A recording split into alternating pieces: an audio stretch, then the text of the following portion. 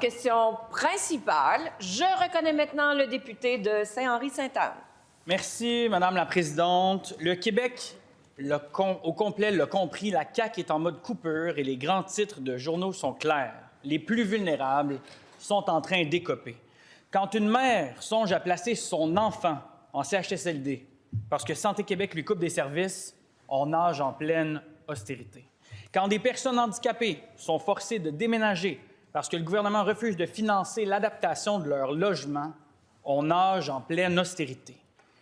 Quand même le temps pour aller aux toilettes est chronométré puis ensuite coupé, on nage en pleine austérité. Santé Québec est là pour couper. Les Québécois l'ont déjà compris. Les plus vulnérables en payent déjà le prix. La CAQ a mis le Québec en mode austérité. Peut-elle au moins l'admettre? Bravo. Réponse de la ministre responsable des aînés. Madame la Présidente, il me fait plaisir de répondre à cette question qui concerne beaucoup les services de soutien à domicile. Puis on le sait au Québec, les services de soutien à domicile, c'est une priorité. C'est une priorité et depuis 2018, nous avons investi des milliards de dollars pour améliorer les services aux aînés, les services de soutien à domicile. Au moment où on se parle, Madame la Présidente, il y a près de 400 000 personnes qui reçoivent des soins et services de soutien à domicile. Ce n'est pas rien. C'est 10 000 personnes de plus qu'à pareille date l'année dernière. Pour le chèque emploi-service, nous sommes à près de 21 000 personnes qui bénéficient du chèque emploi-service, qui est une mesure qui est grandement appréciée, Madame la Présidente. Nous avons augmenté le budget du chèque emploi-service cette année. Nous avons environ 1 200 personnes de plus que l'année passée, à pareille date, qui bénéficient du chèque emploi-service.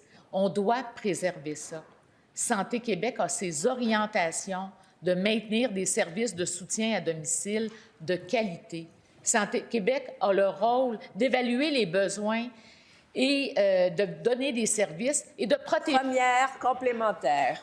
Madame la Présidente, c'est bien beau tout ça, mais que la ministre se rende là, auprès de François Fournier, au corps brûlé à 80 % et qui perd des services, expliquer ce qu'elle vient d'expliquer, qu'elle se rende auprès de Jacques Bisson, paraplégique à Saint-Jean-sur-Richelieu, qui va perdre son logement, ou encore auprès de Marie-Ève Gagnon, qui perd l'aide pour son fils lourdement handicapé, qu'il se rende au gouvernement expliquer ça aux milliers de Québécois et aux Québécoises qu'il n'y en a pas de service. La réponse de la ministre. Madame la Présidente, il y a des services de soutien à domicile au Québec, je l'ai mentionné. Il y a de plus en plus de personnes à chaque année qui reçoivent des services de soutien à domicile, puis on doit continuer à augmenter ce nombre de personnes. Il y a 3 choses que je suis en lien avec le soutien à domicile.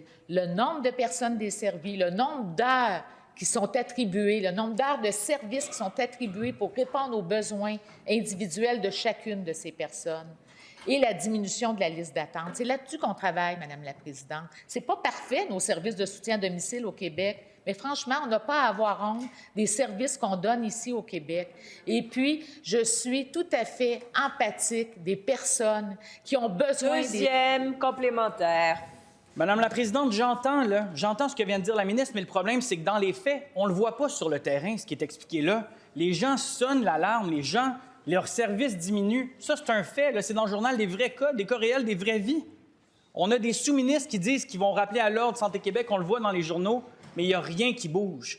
Que la ministre mette son pied à terre une fois pour toutes et qu'elle exige à Santé Québec d'arrêter de punir les plus vulnérables. La réponse de la ministre.